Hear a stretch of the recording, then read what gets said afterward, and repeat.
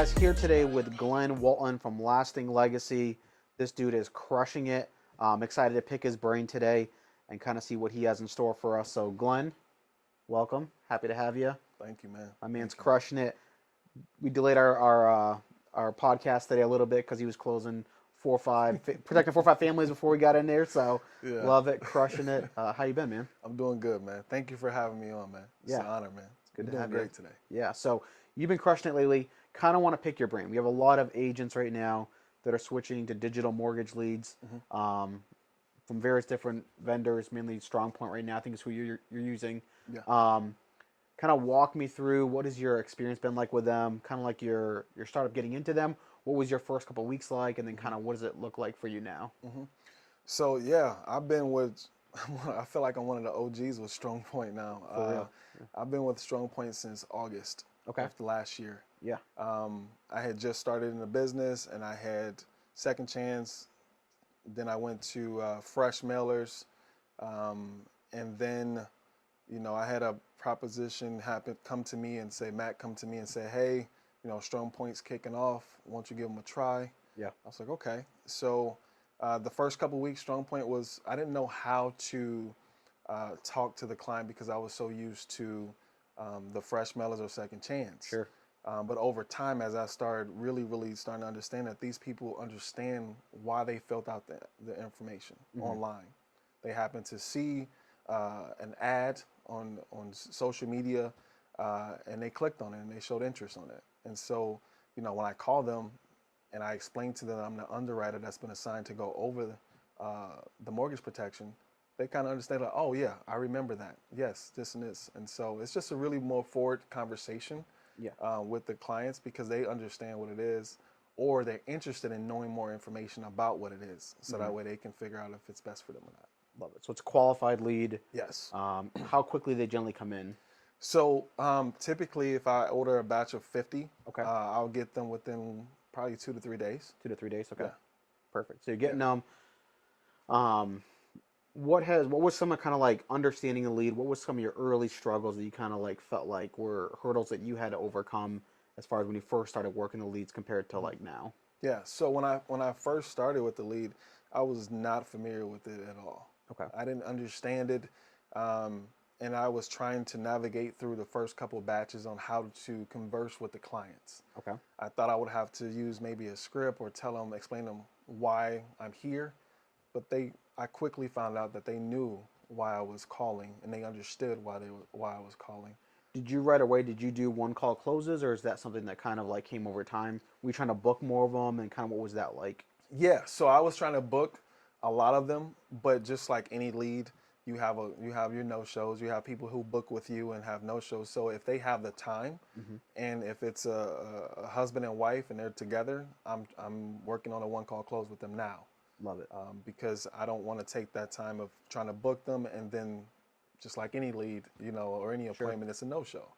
So How do you find best? Like, how do you work the lead? Like, as far as like, what is your process from the time they come in? You trying to contact them right away?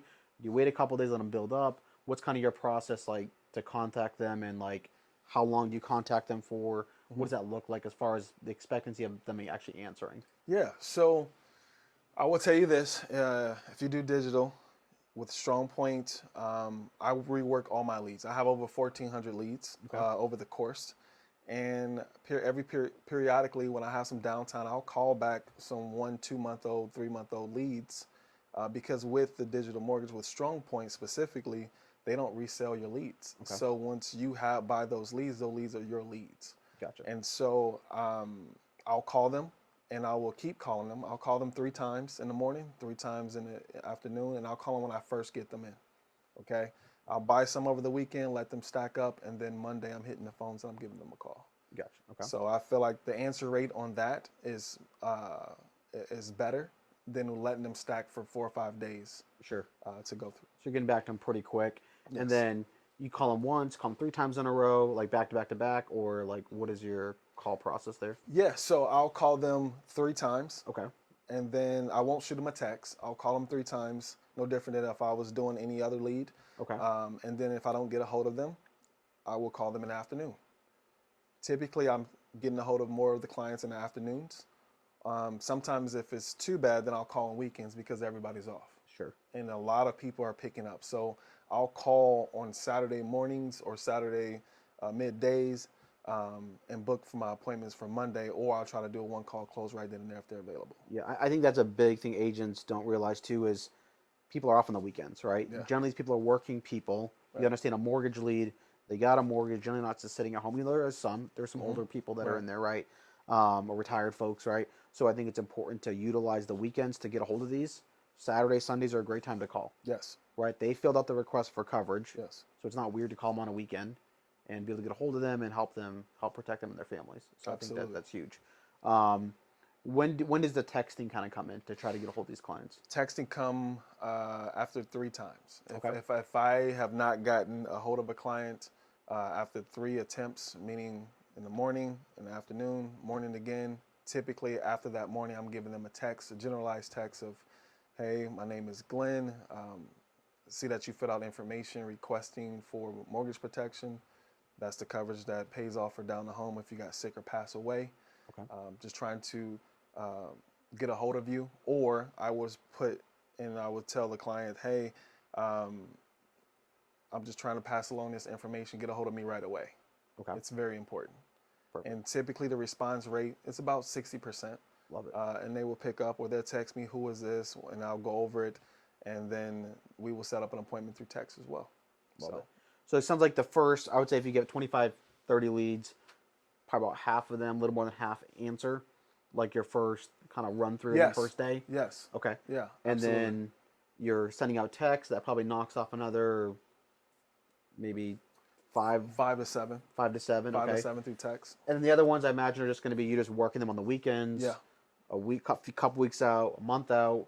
You finally get a hold of them from continuing to work the lead, right? So, Yeah, yeah. I used to just say, you know what, forget the lead. I'm just going to keep going on to the next and keep buying. But what I realize is, at some point, I'm going to get a hold of these clients. Yeah. And I've had some clients that I've called a month or two from then, and they will pick up the phone and say, oh yeah, I remember that. Or I have to refresh their memory because with the strong point of digital, they'll tell you their email, their age, their state where they filled it out from, and their beneficiary, which is huge. Yeah. So if you remind them that they filled it out on this day, and it actually tells you the day and time that they filled out the information. So then they can recall the information, and then I go with it. Yeah. I'll go, So and I'll it's try to such do a a- one call close with that one. There's so much information for you to confirm. I think that's a Yes. really important of like, hey Bob, I see you filled out a form in regards to mortgage protection Yep. through Facebook. Mm-hmm. It looks like on here you put down your beneficiary as Mary, Yes. and your age is 72, Right. and your email is this, and your Yeah. that you called you Yeah. filled it on this date, right? Yep. It's so much information. It's hard for them to be like, no, I didn't do No, that. that wasn't me. Right? Yeah, exactly. Yeah, exactly. So I Exactly. love that because that's a lot of information for someone just to have randomly. Exactly. So They can't deny that at all. love it. Yeah. So I think that's huge to be able to confirm that information. That just validates you calling because there's a lot of people that are thinking it's a scam or something like that. But when you Right. confirm all that information, they're like, oh yeah, I do remember filling that out. Yes. Which is again 100%. more validates more than any other lead I think we Yeah, have. yes. So absolutely. I think that's huge. Totally agree. So if you could walk me through kind of like your phone script when you kind of contact these people and they answer for the first time, and you kind of like walk me through, just kind of like we'll start with the first one is just going into like if they're busy, I'll kind of throw an objection at you about, hey, I don't have time right now or something like that, and then if you could walk me through after that, kind of like the one call close kind of Okay. opening script. So what I'll do is I'll give a call and I'll say, hey Mike, Yep. hey Mike, this is Glenn, the underwriter. I just got your file here sitting on my desk saying that you requested for more information on mortgage protection. And that is the coverage that pays off or down the home if you get sick or pass away. Do you remember filling that out? Yeah, I do. Okay. Now it says here that your email address is mikeerblin.ffl@gmail.com. Yep, that's correct. Correct? Yep. Out of Indiana, and Correct. you're 32 years old. Yep. Okay, perfect. Absolutely. So I'm the underwriter that's been assigned to go over that with you. Can you grab a pen and paper? Yeah. And you listed your beneficiary as this. Is this your spouse? Yes. Okay. Is she available with you? She is not. I'm at work right now, actually. Okay. So I actually got to get back to work here in a couple minutes. No problem. 60 seconds. Okay.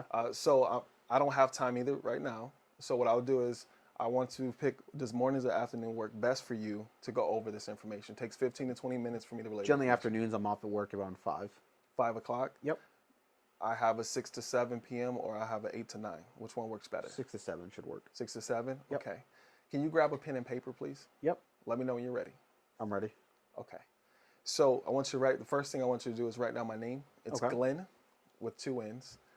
Can't stand when it's one. All right. So just that. And the second one is my security code that I'll be providing for you. Okay. Okay, at the time of the call. That's attached to your file. Okay. It's W as in whiskey, 1215. Okay. W as in whiskey, 1215. Okay. Okay, perfect. And it's for this afternoon from 6 to 7 p.m. Okay. Now, your wife, will she be available for the phone call as well? Yeah, she'll be there as well. She will be? Yep. Okay, perfect. Because I just need her to be on it so that way we're all on the same page. Perfect. Okay, perfect. So last thing, I know that you're busy and you have a lot of things. I'm going to send you a text message as a confirmation just to make sure you received it. Mm-hmm. Okay, do me a favor and just give me a thumbs up Okay. to solidify that time that we have from 6 to 7 p.m. Okay? Love it. Okay, perfect. Let me ask you this: what do you do with clients who you have all those clients that'll try to take control as soon as you get them on the phone? How do you try to maintain control throughout the appointment? So that's a really good question. You have a lot of people who are trying to take control, and one thing I don't try to fight with them. Okay. So it's almost like fishing. Sure. So I let them think that they're taking control, and I ask them certain questions that they have to answer me. Mm-hmm. So then I'll start asking them more questions right after the question that I asked them to gain back control and to lower their guard. Okay. And so once I lower their guard, then I'm able to get the appointment. Now, does that mean it works every time? No. No. By any means, no. Yeah. However, it is a good tip. And also,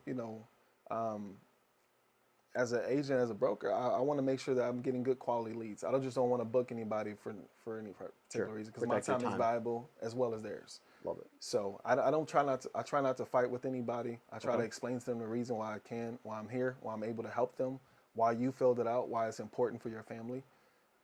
Bring up their whys and try to go from there and book the appointment. Yeah. So that's some people that as soon as you get them on the phone, they're like, "Yeah, I just want price." Yeah. Unfortunately, Mike, I can't do that. That's not my job. I don't have time to go over that right now. Okay. And the reason being is because with that, you have to qualify for coverage. Mm-hmm. Okay. You just can't walk in the store and say, "Hey, I want mortgage protection." So part of my job is to thoroughly explain to you the benefits of mortgage protection and how it protects you and your wife in the event something happens to you. Okay. The second part of my job is to see what you qualify.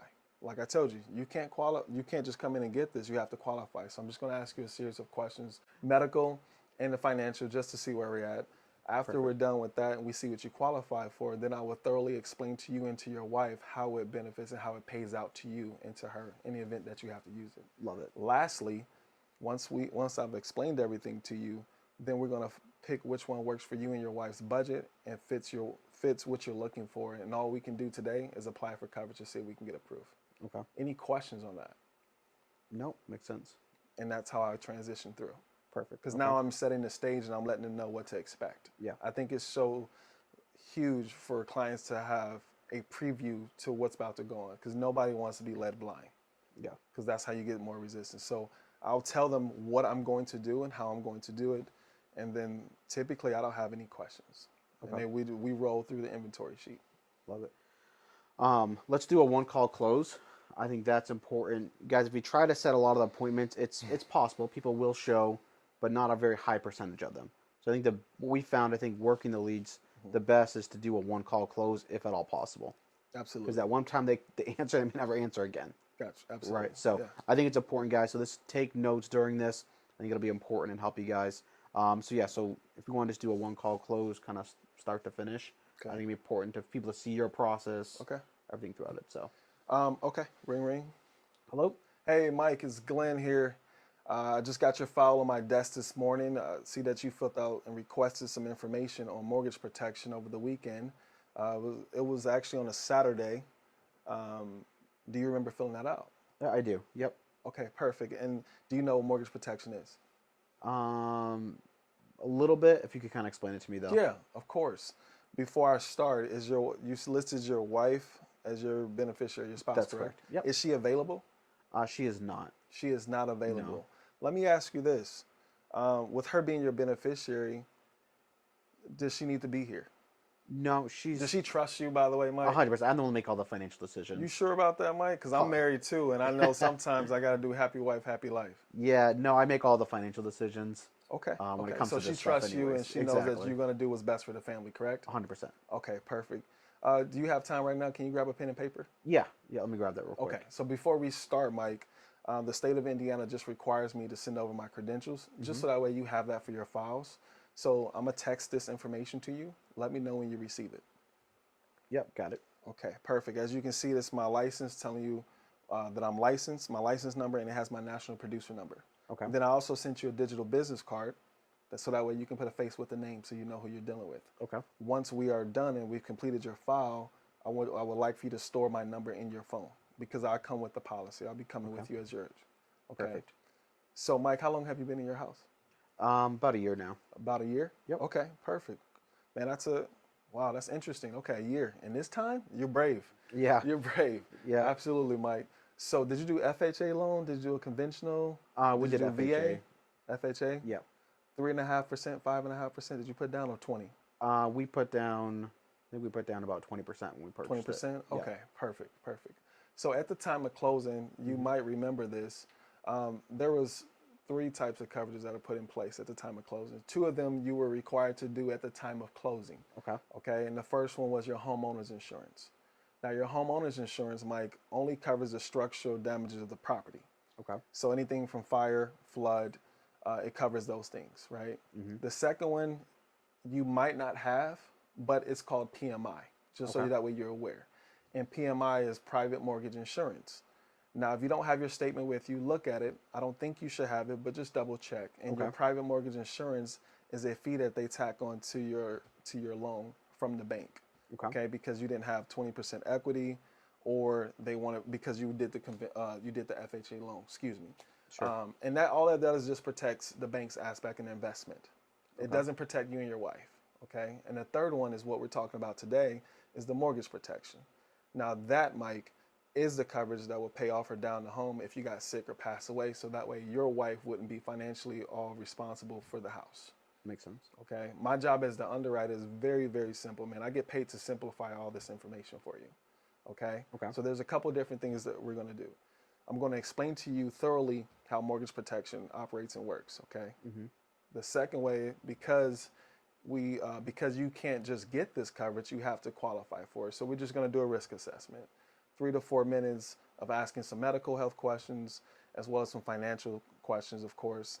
And once we find out what you qualify for, then I'm going to thoroughly explain to you how this pays out to you or to your wife in the event that you need it. Okay. Okay. And then after that, lastly, once we pick out which one is affordable, it's in your budget, because we customize and tailor this specifically for you, not for me, not for anybody else, but for you, then we will just apply for the coverage. Any questions on that? Nope, nothing so far. Okay. And that's how I transition into the inventory sheet, and I'm going. Perfect. It's just okay. a simple conversation that I'm having with the client. Yeah. So kind of go through the financial inventory. How are you kind of setting it up and kind of going into showing price? Yeah. So, guys, I can't stress enough to you guys that when in the inventory, those questions are specifically designed to have your clients pour out more information. And so I'm asking certain questions as far as his wife's not there. I'm going to ask, what does his wife do? I'm still going to collect her information. Okay. I'm going to ask if you have life insurance. I'm going to ask you how much, how long have you had it? I'm going to ask you as far as, are you putting equity into the house? So that way I can dissect and figure out, okay, is he adding more to it? Okay. I'm also going to ask you at the end of every month, how much are you able to save and put away? And Mike, you'd be surprised on how many people don't really know, or they have a general grasp because they haven't done all their finances. Yeah. And then I'm pulling out the why. So it will look like, Mike, it seems like you're the breadwinner here. And obviously your wife is a homemaker, right? Yeah. Okay, perfect. So let me ask you this, Mike. If something was to happen to you, I know you have the life insurance and that's great and all, but if you got injured or you got in a car accident and you wasn't dead, but you wasn't able to go to work, Mm-hmm. how many months of bills would you have saved up? We probably got about 6 months. Okay, that's actually amazing. Yeah. So, Mike, let's take that a step further. Okay. After the 6 months is up, and let's just say you still haven't gotten back to work, Mm-hmm. what are you going to do then? What does that look like for you? Is your wife going to have to find work? Yeah. I mean, she probably have to go back to work. I'm not sure what we would do. That's why I'm here, Mike. Okay. You may have short-term disability, you may have long-term disability, but we all know that if you have short-term disability, they're going to give you 70% of your earnings. Okay. If you have long-term, it's about 50%. That's still not enough to pay for your house and your living expenses, right? Yeah. So this is what I'm here to go over with you. Give me just a second. Grab a pen and paper so that way I can go over this and explain this information to you, okay? Okay. Yeah, I got a pen and paper here. Okay. So there's a couple different things, okay? Mortgage protection is similar to life insurance, okay? Mm-hmm. The only similarity that they have is that in the event that you pass away, Mike, that this will pay out to your wife, X amount of dollars, Okay. okay? The biggest difference between the two is that life insurance, you get paid when you pass away. Mortgage protection will pay out to you while you're still alive, okay? Okay. And so that's living benefits. Now, Mike, I want you to write this down. Write down critical illness. Okay. Okay, critical illness is if you have a heart attack, a stroke, if you have kidney failure, that's going to give you a check to be able to take care of your mortgage and other expenses that you have while you're recuperating, getting yourself back. Because Okay. remember, your wife isn't working. So everything is relied on you. Yeah. Okay. The second one and third one I pair together. Okay. The second one is chronic illness / disability. And the Okay. reason why I pair these together is because with chronic illness, if you have MS, lupus, if you have COPD, any type of symptom like that, and you're not able to do 2 out of your 5 daily activities, Okay. so basically your wife has to basically take care of you, Sure. like you're at a hospital. Yeah. Wipe your butt, feed you, clothe you, things like that for over 90 days. Okay. That's a check that will be sent to you tax-free and the government can't touch it or take it away. Okay. Okay, and then lastly is just your terminal illness, and we all kind of know what that is. But if you have colon cancer, Mm-hmm. or if you have lung cancer, and the doctor says there's nothing that they can do for you, they are predicting 12 months or less to live. That's going to give you a check up front. You give me a call, we file the claim, Mm-hmm. okay, and you will get a check sent to you, so that way you can get your affairs in order with your wife. So that way the transition is very seamless and easy as possible. Okay. Now, Mike, do you have any questions on how that pays out to you or to your wife? No, it all makes sense. Okay, perfect. Once I go from there and I'm pulling out that, then I'm going over the options with them. Okay. Okay, and typically I like to do 10 to 15% of what they're saving. Yeah. I don't Okay. want to go too high because then you'll turn the client off. Sure. So you show the options. What's kind of like your closing line? Like, how do you get them to kind of make a decision Yeah. there? So so typically, as I'm pulling up the emotion and the why, of course, I'm giving them 3 different options. Okay. And then I'm going to say, I would say, hey, Mike, now all 3 options pay out the exact same way. Okay.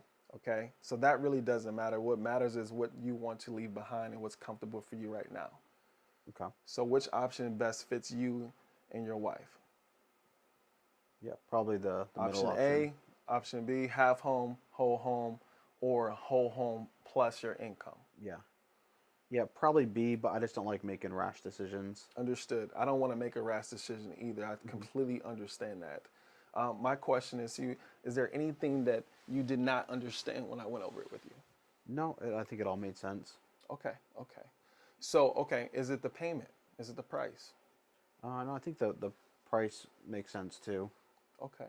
So what would be irrational, if you don't mind me asking? Because now I'm just a little confused, and I just want to make sure that I'm understanding your thought process on this.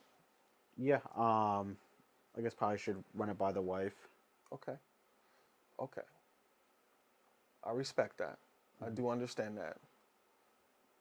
But just got a question. Sure. With you making all the financial decisions, like you told me earlier, and you Yeah. told me that your wife trusts you, do you really think that she will throw a fit or tell you no if it's to protect her, especially when you have nothing set aside for her? No, I guess Honestly, that makes sense. honestly. Yeah. So what is it really, if you don't mind me asking? If it's not that, No, I think that all makes sense. okay. Yeah. So this is what we should do. If this is this going to take food off the table? No. You sure? Yeah. No, it'll fit a budget. It'll fit in the budget? Yep. Okay. So this is what I'm going to do. We're going to submit an application to make sure we can get approved. Okay. Okay. The great thing about this is once we submit an application, then they have, and you're approved, you have day one coverage. Mm-hmm. Okay. And then also, you also have a 30-day grace period. It's called a free look period. Okay. Okay. So once we submit everything and we come back with it, usually takes 24 to 48 hours to know if we're approved. Okay. Then you will get your policy in place for 7 to 14 business days. Okay. At that particular time, we're going to do a follow-up call. We're going to go over your policy together to make sure that you understand what you have. Your wife, if she has any questions further along, then I will definitely go over it with her, and I'm happy to help her with that. But we need to make sure that we get something in place right now because, as we stated before, we don't have a lot of coverage put to us. Okay. So let's proceed. Perfect. So I'm guiding them as much Sure. as I can. I'm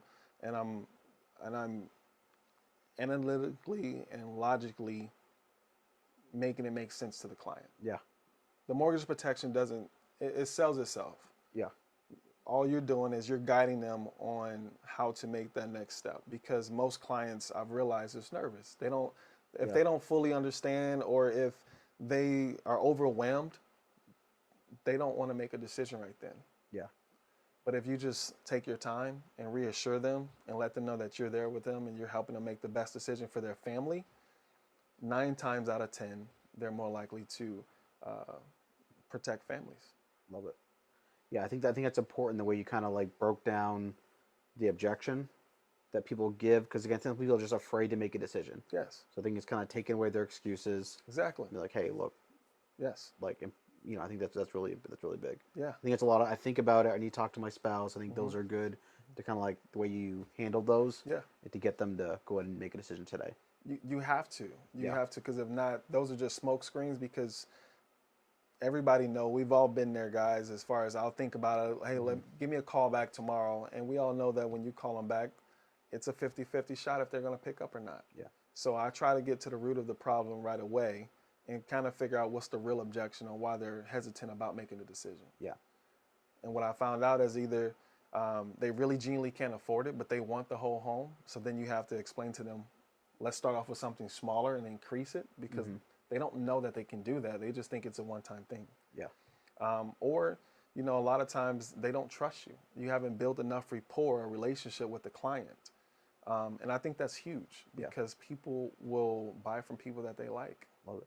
And life insurance, mortgage protection, it's an emotional purchase, right? Absolutely. Once you get them off the call, if they don't buy, and then the only thing they think about is how much it costs. Right. And then when it shifts to the cost, there's never a great time for a new bill. Right. So that's why it's so important, guys, to close them the first time. I think callbacks, they do happen here and there, but it's for limit them as much as possible by getting good at overcoming the objections early and often. Try to be proactive instead of reactive because that's a little bit tougher if you're doing a lot of that at the end. So think through your process. You start to work these. What can I do to maybe more trial closes? Add different things. The first time you close shouldn't be at the very end, right? Should be multiple trial closes. I've heard you go through yours as you kind of go through the full thing, right? Multiple trial closes so that way get them in this habit of saying yes. So by the time you get to the end, we're just submitting an application. Absolutely. And it helps get ahead of a lot of those obstacles and break down their walls a little bit. Yes. To get them to go ahead and protect their family today. Absolutely. So I couldn't agree more. Love it. Any other kind of parting shots you're gonna think about that comes to mind that may help an agent work in these leads? Don't overthink it, guys. A lead is a lead. Just with the digital leads, they're more straightforward.